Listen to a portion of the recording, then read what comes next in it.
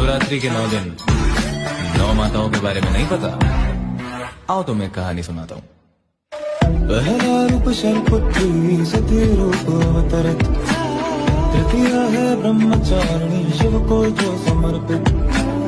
चंद्रघंटा वो जिनके मस्तक पर चंद्र विराज, कुष्मांडा माँ सब ब्रह्मांड को खुद से उपाधि, स्कंद माता का पंचमी सर्व मोक्ष अंतया, छठवीं माँ कात्यायनी कष्ट रोग सब हरा, काल हरे काल निवारे भूत प्रेत डर कहाँ है, भय से भी मुक्त सदा हो काल रात्रि जहाँ पे, श्वेत वस्त्र महागौरी अष्टमी को विराजे, सिद्धिदात्री हो नवमी हाथ चक्र वो साजे दोनों,